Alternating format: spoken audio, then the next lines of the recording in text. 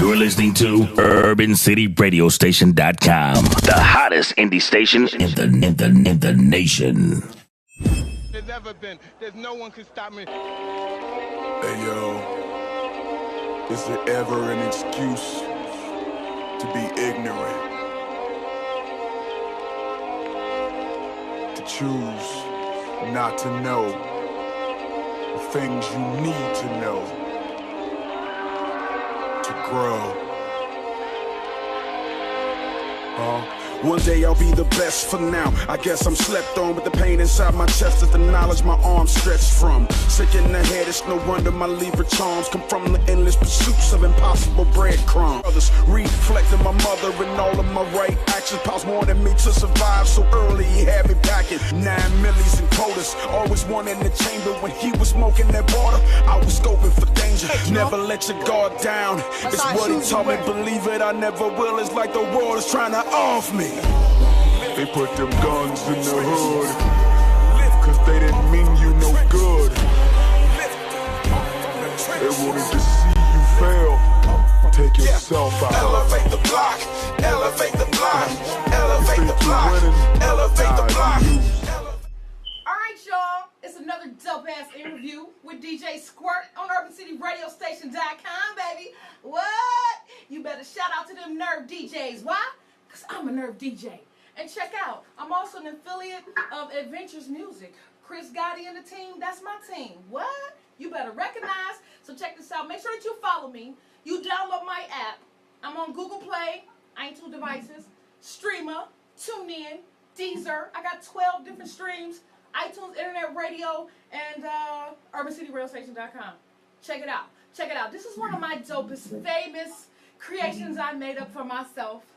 Video interviews. Because I feel like we need to know everything across the world. We don't have to be limited to the knowledge that we have 40 miles in diameter. And we need to know we got to be some type of inspiration and influence to other people. I used to say kids, but I know some 50-year-olds that can learn from some 10-year-olds. So we just gonna, you know what I'm saying, marinate that. Y'all know what it is with DJ SQUIRT, right? I got a new boyfriend. He more than dope. Y'all see this man? Y'all know how DJ SQUIRT like it. I need to introduce you guys to Kcane Markco. What's up, baby? Hey. How you doing? I'm good. I miss men like this because he's so dope. How tall are you, Kcane Markco? 6'2". Ooh, and he's chocolate. Y'all see that? He is chocolate.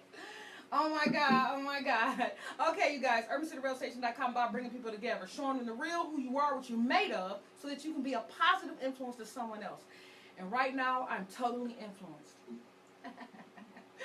What's up, Kcane? What's going on today? You looking good.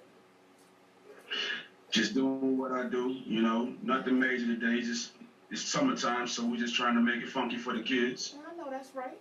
Oh, you got a nice tone. Oh, he sounds good. Y'all know he in trouble, right? Let me fix my, hold on. Before we start this interview. Well, first of all, before we start this interview, sweetie, I have rules. Here. I have rules on my board, okay? So we have to solidify this interview by you following my rules before we start, okay? So, what I like to do, Pumpkin, before we start this interview, you have to comply to my rules. You ready?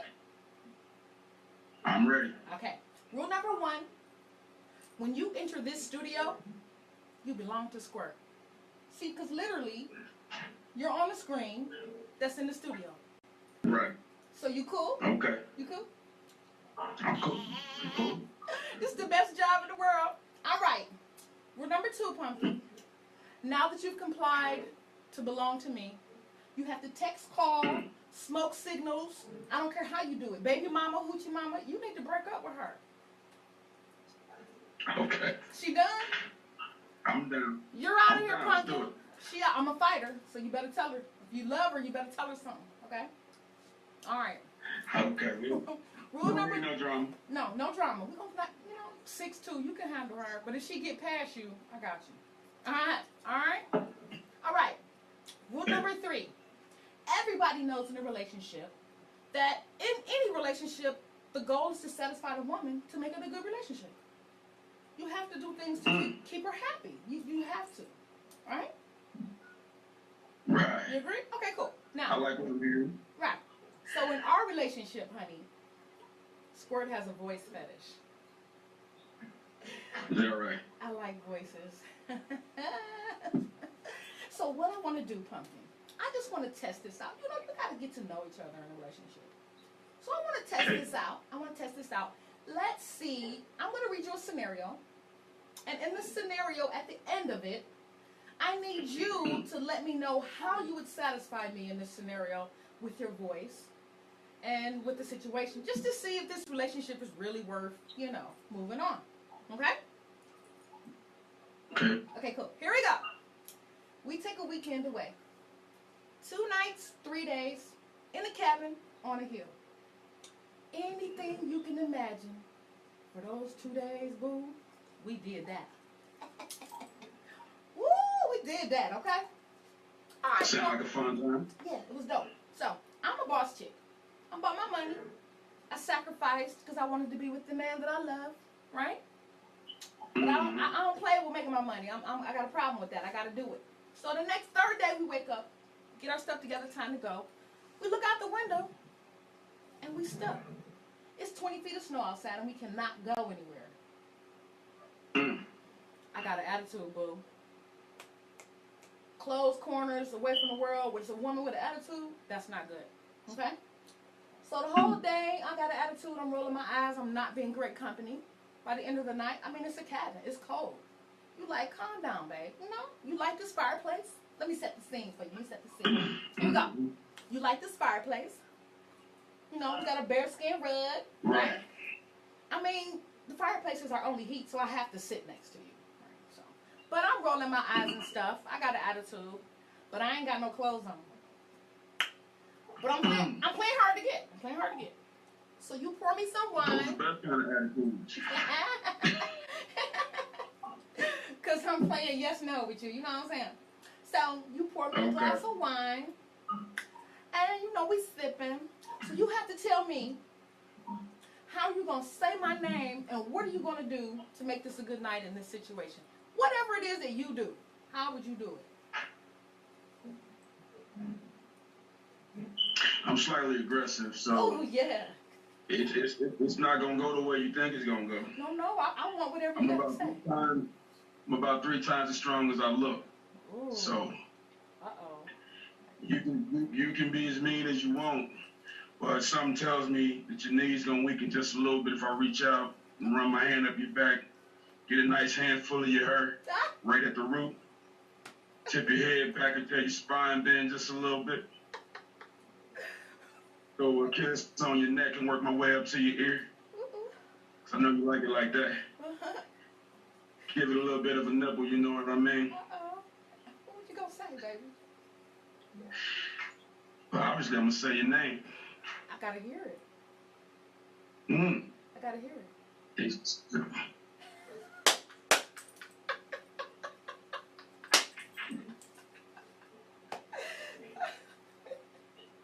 by the time I say you know what time it is, it can get real X-rated, trust me. I don't know what kind of rules y'all got going, but if I go into detail, it's gonna break every last one of them, you feel me? That's what I'm talking about. If you ask my sister, I'd be like, pull my hair, snatch me by my, you know what I'm saying? That's what I wanted. You ain't gotta ask me to do that. That's what I I'm wanted. gonna do that first. That's what I wanted. That's why I wasn't dressed on purpose, leaning on you, rolling my eyes and stuff so you can get me right. I know, we gonna work out just fine. Ooh, you're one of my bestest boyfriends. Pull my hair, boy. He said from the root. Ooh, I know that's right. I think I love you. Thank you for playing in my little madness. It was a little fun. Hey, y'all see? You wild. Y'all see my boo? He's dope. All right, y'all. What I need you to do for me, Kcane Markco, is give my audience your social media so that they can follow you and love you like I love you. Life's too short to spend a whole lot of time confusing people, so I'll make it simple. If you know my name, you can find me. Kcane Markco. Awesome. Everything. from Apple Music, Instagram, Twitter, Facebook. It's just my name. Look, you got me over You here. want to email me? It's my name. You got me over here sweating and stuff. Like, dang, you only on the screen, and I'm over here having a fit. Woo! I love him. He has an awesome history. And what I want to do, Kcane Markco, is get through that history. I want people to know, and I want them to see your challenges, your struggles, and some success, so that you can be some type of inspiration to someone else that may be going through the things that you did go through. Okay? We got 8-year-olds killing themselves because they think what they're going through at that time is the end of the world, you know? So anything that you want to share as I go through these questions, please do. Question number 1, Pumpkin. You grew up in what city and state? St. Louis, Missouri. Awesome. Awesome. It was the worst of times. It was the best of times. Question number 2. In St. Louis, Missouri, how many siblings did you grow up with? I grew up with one of my sisters, my biological sister. Okay. So, out of those 2 children, what number child are you? She's my older sister. There you go. Well, I have a theory, Kcane Markco. That doesn't mean it applies to you, but in my studies, I'm a data analyst by nature. I study information, I analyze it, and I come out with conclusions of that data. And in my studies, studying people, the ones who take over this world, who are determined to really make a difference, they're usually the oldest, the middle, or the only child. Because of the positions of a child in the childhood, you know what I mean, and the family, that leads to their personalities. It's not always true, but I haven't found the baby yet that took over. Maybe you could prove me wrong. Pull my hair. Let me quit. Okay. I'm not necessarily the baby. The question was formatted, what siblings was in the household. Right. Which is but true. We grew up with a close-knit family. Like, we all lived literally in the same neighborhood. My dad has 34 kids. Holy crap. Are you serious? And I'm basically the middle kid. Like, I got siblings under me. Like, I got like a 13-year-old sister right now. Like, Okay. So crazy. Look, my theory was but we right were all then. way together though. My theory was right then. Even though they weren't actually in houses, they were in the same community. You knew each other, y'all hung around each other. Right. That's different. Definitely, most definitely. So you are the middle child. So my theory still stands strong. Absolutely. We could argue over that in the cabin on the hill anytime you want to, okay? I'm down. I consider myself to be the glue that holds the bottom to the top. That's why. Especially the middle child. Yes. Mm-hmm. I love you already. All right. Question number 3. How would you describe your childhood?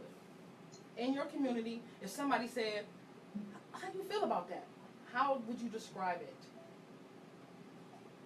it? And let me give you something close to that. In the event of trying to relate or being an example to these young kids, like you get 6-year-olds that get a whooping for writing blue crayon on the wall, and they think that's the end of the world.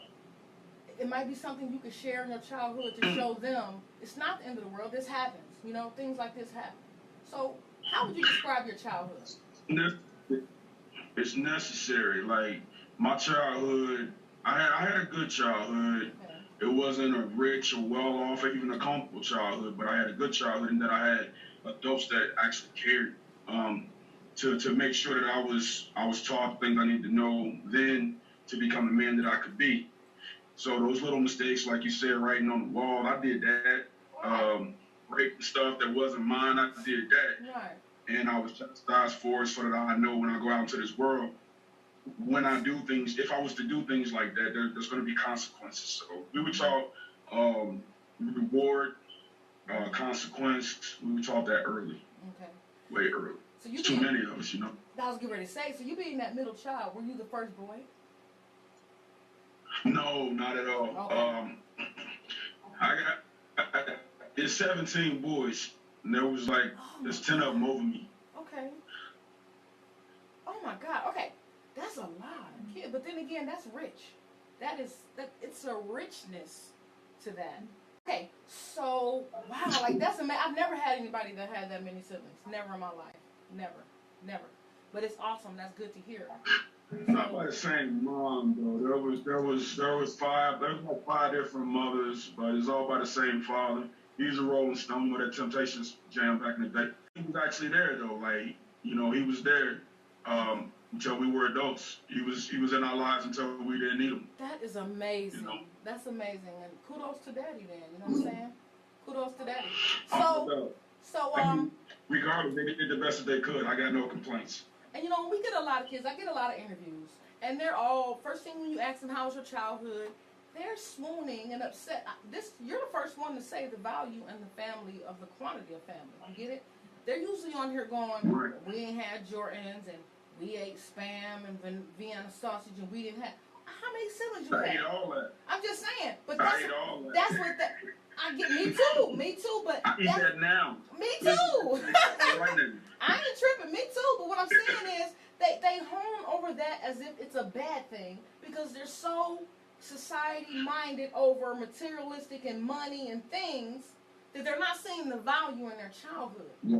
And this is why I do that too, because they need to understand that the value is in the people and the lessons that you learn at such a young age around so many people.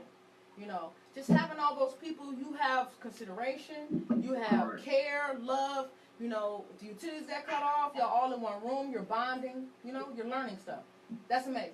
All right. Okay, so that's what I wanted to share on that. How was all that, man. I ain't changed either, man. I still got the top ramen on deck. I still drink the flat. Man, it's right here. Like, never gonna be bougie. My whole life is relatable. You know what I mean? And that's what it's about. That's why I do this. I get people thinking they see what they see on TV, and that's how it has to be. No, it's not. You know, when you come to Cleveland, you come to Cleveland and don't come here, we're gonna have a problem. I'll swing through. Yeah, we're gonna have a problem. I got an invite. I'll swing through. You are invited. Okay, so how was school? School. Mama didn't play, man.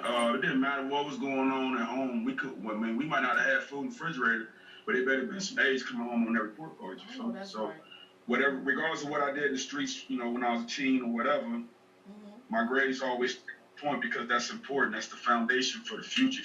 If you can't get them grades, you're not going to be able to keep that job, or you're not going to have the ability to learn what you need to learn to have the credentials to get the job that you want. Yes. So that was always first. Like before we came in the house and did anything, no TV, no games, no nothing.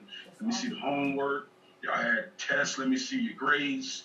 All that. So you had some major. And my mom was actually in college. My mom put herself through college while I was, you know, in school still, because she was a young mom, you know. So she did what she had to do. She danced. You know what I mean? It is what it is. Hey, she didn't get loans. She didn't get no loans. Like, she paid cash. Okay. So I got no judgment for anybody for what they do to get where they got to get to. You got to do what you got to do. Yeah. You're not stealing from nobody, and you ain't begging from nobody. So that's all. Man, I totally respect you to the most. Like, well, I'm coming to St. Louis. But anyway, back to the interview. So, that's amazing. That's just amazing. You have a rich foundation, and your mother and father are responsible for that regardless. And people who don't think you can make it, no matter what for instances of problems you had in your life, you can make a difference. And she instilled something in your mind and your soul to keep you going for life no matter what you had to deal with. I lost her a few years back, but every lesson's still with me every day. So tell me something. I still ain't had the big one yet. You know, I didn't cry at the funeral or nothing. You know, every now and then, but I still ain't had the big one, and I know it's coming eventually. But cancer's a motherfucker, man. Sorry about the language, but you cool. You know what I mean? It ain't really do about it right now. So. Well, if you ever need a big hug from DJ SQUIRT, you just let me know. I got you. I'm gonna cash out on that one day. I ain't playing with you. Okay, so how did music become a part of your life during all this? I read your bio, and you were involved with the streets. What happened? What were you seeing? Okay, when you stepped outside your house, when you said in your bio it says that you got involved into the streets, even though you had this music thing. When you stepped outside of your house, describe it. How you got into the streets? I got involved in the street situation after the divorce. My parents got divorced. My mom ended up breaking her leg, and it was us. Okay. And my biological father, you know, there was a little bit of a distance because we lost touch along the way because of my stepdad. Okay. Again, you know, my stepdad was a good father, so I got nothing bad to say about that. But during that time, it was more or less you do is you got to eat. You get, at some point, you'll get tired of asking for, you know, some bologna from your neighbor to the left, right, and then asking for bread from your neighbor to the right. Right. And it's like, yo, I got to do something. And a lot of the times as kids, we don't think that we have any other options. Now I know now in retrospect, I probably did. If I would have searched a little bit further, or if I would have been a little bit patient, if I would have been less proud. Okay. So, I mean, I'm sure there was somebody I could have asked for help, or somebody that would have given me, you know, a couple of jobs or something like that. And if I would have listened, I'd have been okay. But, you know, pride makes you feel like you got to do this, you got to do that. So I did that. And everything that came from it, I was due. So when it came full circle, as karma always does, you reap what you sow. It's in the Bible. It's real. As a man sow, so shall he reap. I reaped every bit. For every year that I spent doing what I was doing, I spent a year in prison for. That's something. Okay. Well, look at you. I didn't say a word. I didn't say a word about nobody. I just did what I had to do. I wasn't mad about it. I didn't curse out no cops. I didn't curse out no guards. I'm here. I did this. I'm here. Let me do this and then do something better when I touched down. And that's what I did. Got you. Man, I love you. This is the kind of stuff I like. That's right. All right, boo. Awesome. Awesome. So you did that. That's awesome. So when you did your stint, how did music come into play? I'm sure it's in your life all the time, but how did this lead to music? Before I went, I enrolled in Ivy Tech just before everything came full circle. There was a local label called Kcane Markco, which was ran by Albert Campbell and Sarah Martin. They heard me on the corner just spitting one day, and you know, they said, "You got a voice, man. I mean, you need to work on your diction." I didn't know what that word meant, honestly, but I figured it out. Obviously, I finished my studies, but you need to work on that. But you got a voice. It's like you have a unique sound that if you were to actually get heard by the right people, it could do something for you. Right. And I never forgot that. So, you know, I wrote, like everybody else that do a little bit of a bid, I wrote a lot while I was in there. I did a lot, but a lot of it's not relevant because times move so fast. That's why you don't want to go, because for every 1 year you're there, the real world is moving 2 or 3 years faster than what you are. Exactly. That's why you see them do the touchdown, and you can almost tell when they went based on what they're wearing. They're still trying to wear Air Force Ones and blue rags and white beaters. You know, that's true. It's crazy. That's true. Jean shorts and black shoes. You can't do that, you know. So, yeah, I ended up getting out, and I met a few people along the way. I used to promote parties. I met a few rappers like Gorilla Zoe and Bone Crusher that heard me and was like, "Yo, you gave it up, you know, for college. You got your degrees, and you work and you doing whatever you're doing, but you shouldn't give up on that." So that led back to it. I know you saw about Techniques, 2 Chainz's manager. Yes, let me back. I was going there. So, in my studies as a data analyst, my nerdy self, I read everything, I analyze, I study everything. In my studies, I understand people make that decision. It's always some type of event, or a person, or some type of either a death or something inspires you to go in this gung ho. You get it? It's always something that goes, bing, this is it. I'm going to do this. This is how I'm going to do it. What did it with me was, because I was already promoting parties, but like my mom was going through what she was going through. She was on the ventilators, getting ready, you know, when they give you that option to just, okay, we've done what we can do.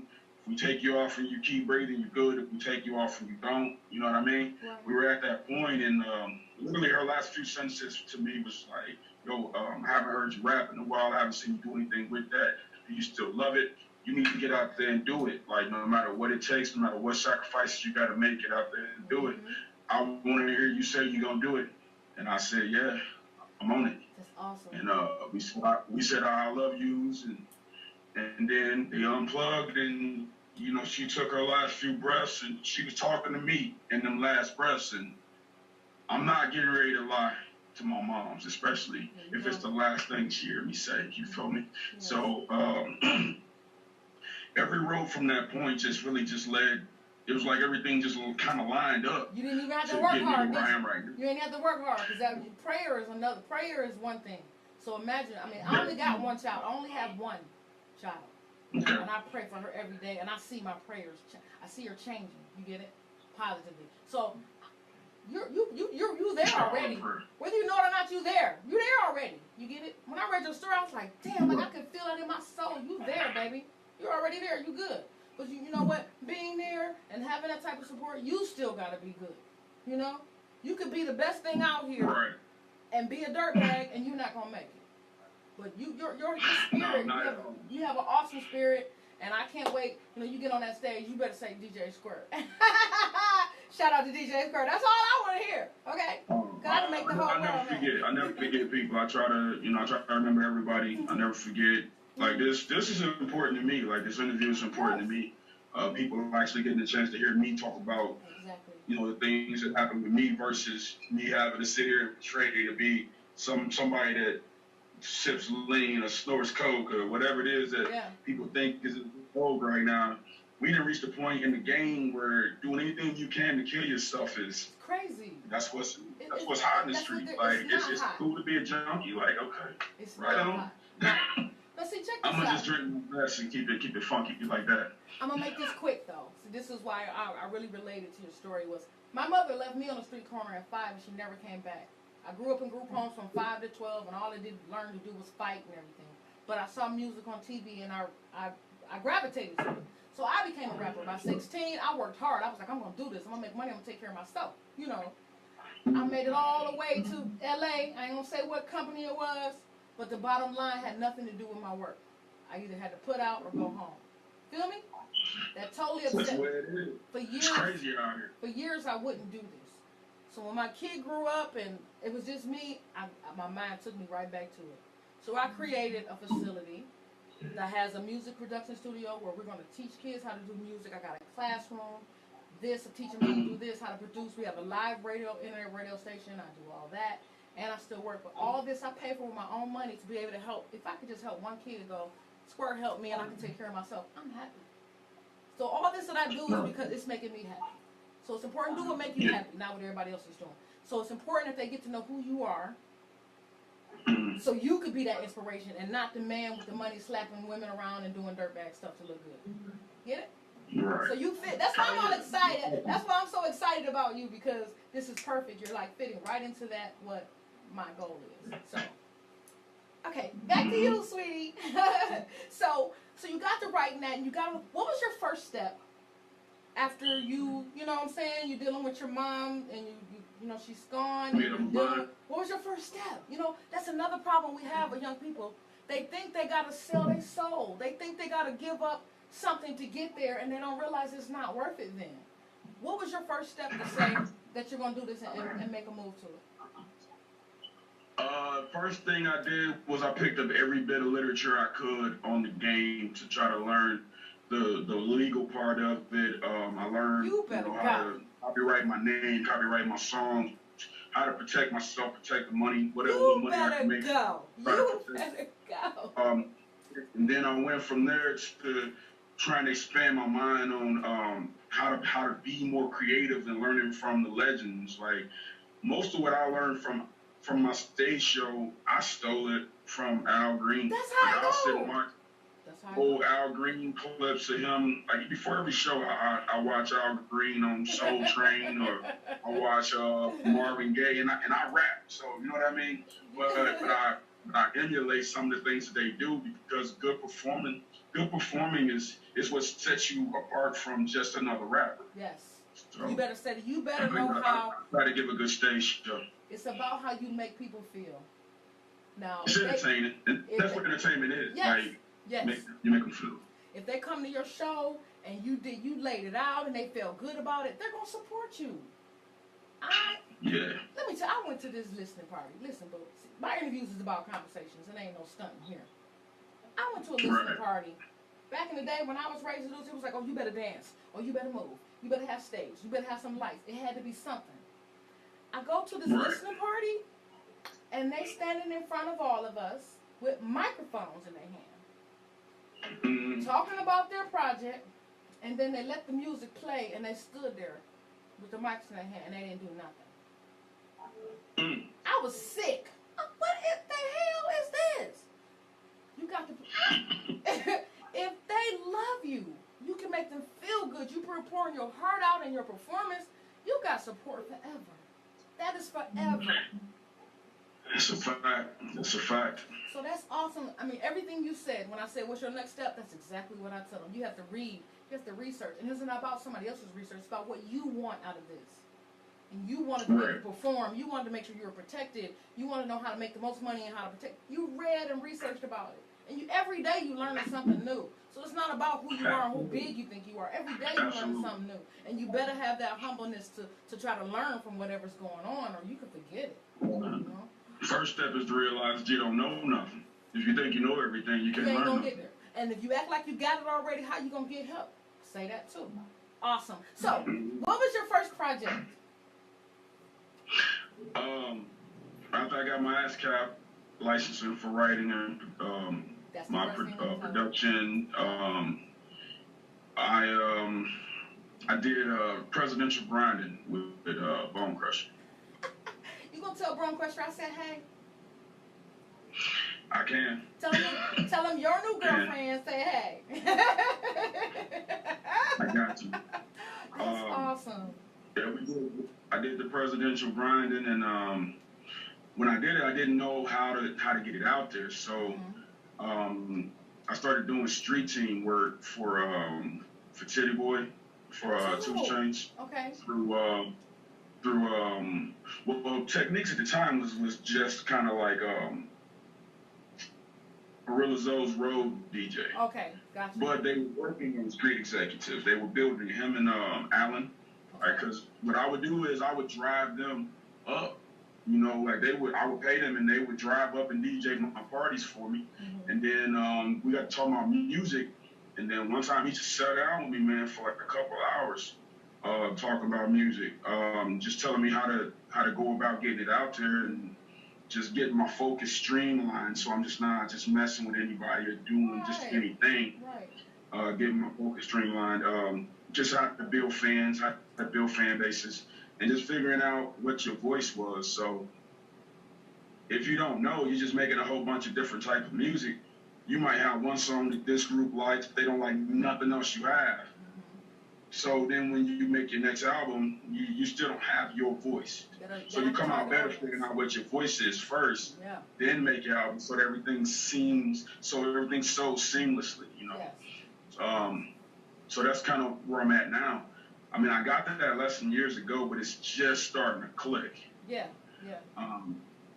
It's just starting to click. The album, the song that we're working now is called Elevate the Block, and it's from an album called Relatable, which I actually was buying these on the cover of the album. I was buying a pack of ramen, so it all kind of worked out because I'm just like, this is just me. I'm just out here buying, this is what I eat. So we're going to have some ramen noodles together. Okay. All the songs line up with that, so that's my voice, you know what I mean?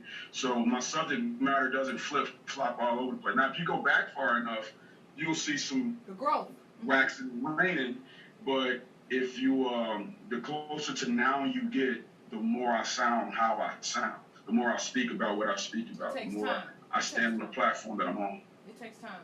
It takes time. And a lot of the artists that are good now, that have been there 20, 30 years, they change.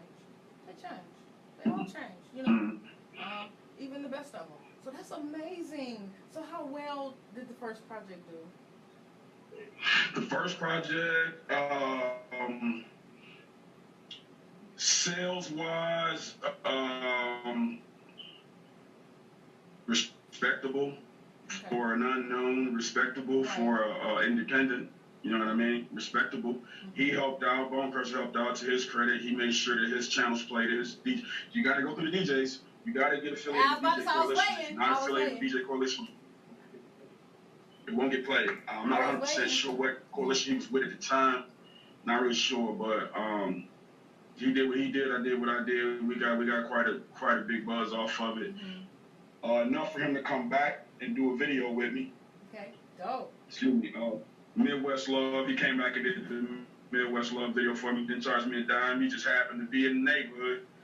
heard I was shooting video, jumped in it. It's about relationships. It's about relationships. It's about relationships. How you treat people. He actually is the one that helped me to learn how to use my equipment. I don't know if I say about that. When we did the collaboration, he actually came to my house because I just had a home studio. And he actually came over and was like, okay, I see how you're recording. Try to record like this. This will give you more industry sound. And I paid attention. I filmed a little bit of it just to make sure I remembered how to do it. Right. And I mean, this is a dude that, you know, I'm listening to as a kid outside of the club, you know what I mean? Yes. You know, I was just moving stuff around, and I'm like, oh, I'm learning. That was a blessing right there. That was priceless for him just to do that was priceless, you know? That's dope. I mean, it's just crazy, the path, because, like I said, with everything that's happened with 2 Chainz since then, I didn't know that Techniques was going to end up being who he is. Yeah. We didn't know that Alan was going to be. We didn't know that Titty Boy was going to become 2 Chainz or even blow up from. Right. I mean, because when I was doing the work, we were actually doing work for Flocka, 2 Chainz, and a guy named Colossal with a K. Okay. I don't think he ever bubbled, but the other 2 obviously did. Right. So are you coming to the Nerve DJ's 15th anniversary? Waka Flocka's coming. I was just at the 14th anniversary. Crazy, because I'm at the 14th anniversary, and who was just there? I was there. Dero. Okay. Dero came. I actually had, when I promoted a party and had him up, him and his old road manager Chuck, and he recognized me, remembered me from, you know, to always make an impression with people, but a few of the guys I was just on tour because I was on a big ass which tour was that? Streets Most Wanted 17 tour. Okay. And I did part of it as well. So a lot of the guys, MCDJR, Trapping Hard, a lot of those guys was on the previous tour. I don't remember. I was there, but you know, I be all over the place. As you see, my energy. I was filming and taking pictures with everybody, so I don't know. I was doing the same thing, so we just never was in the same spirit, I guess. But I was there. Don't worry. I got there. It was meet. daylight. I was there. We will meet. I think I was there the whole weekend. I got there Saturday morning, and I was there till Sunday night. I was here the whole time. Well, we will meet, so you have to come back. Okay. I'll be back. Just say for the Nerve DJs 15th, I'll be there. Okay. 15th anniversary. Well, I'm gonna have to bring you. I've been working with Nerve DJs for a few years now. Yeah. Well, that's my big brother, Johnny Hill. Oh, okay. Yeah, that's my dude right there. He's laced me with a lot of knowledge as well. Oh yeah. Very few people you come across that's been in the game as long as he has and know as much as he does that actually take the time to say, okay, I believe in a project, I believe in what this project's about, what this project is saying, and then based on that, rock with it versus what's your budget. Right. Right. He just goes, this is what I got, and you take what you trying to do something in the music, but the first thing you hear is, boy, what's your budget? Man, if I had a budget, we probably wouldn't be having this conversation. Right. Already. Because everybody out for your money. Like that? Yeah, everybody be out for your money. It's crazy. But, man, this has been a great interview. Y'all see my boo? 6'2", chocolate, smart. Oh, my God, I'm in heaven right now. Awesome. Well, before we end this interview. I'm not that smart. I'm on. Yes, you are. You have a value. That's amazing. And as far as your mindset, that's a major value. Go ahead and please shoot out your social media for us again. Make sure you check out the video for the new single, Elevate the Block. We just released it on YouTube. It's starring my sons, acting out a time in my life when I was going through some bullying and the way I reacted to it. And we had one of the local OGs step in and intervene. But there's more to it. Check out the video. I don't want to spoil it for you. You can find me on Facebook, Instagram, Twitter, all social media. If you can spell my name, Kcane Markco. Awesome. Kcane Markco. I'm on everything with that. Follow me. All right, now. It's been another dope interview with DJ SQUIRT on UrbanCityRadioStation.com. Me and my new boyfriend, Kcane Markco. Well, don't act funny. We're going to have some ramen noodles together. I got the hot sauce and everything. We're gonna get it cooking. Oh yeah, you gotta hook me up. I'm down for that. All right, you guys make sure you download my app because I am on Google Play, iTunes devices, iTunes Internet Radio, Streamer, TuneIn, Deezer, and UrbanCityRadioStation.com, baby. Shout out to them Nerve DJs because I'm a Nerve DJ, yes. I'm also an affiliate with Adventures Music. That's my boo, Chris Gotti, in the building. You guys make sure you tune in to UrbanCityRadioStation.com because we're about the independent artists. We cater to you. We play your music for free. Send me your music, UCRS submissions with an S at gmail.com, and I will get you in rotation. I need 2 clean MP3s. 2 clean MP3s, please. All right, you guys. It's me and my boo. We gotta go. We gotta finish bonding. So, good night. Say good night, boo. Good night. See y'all later.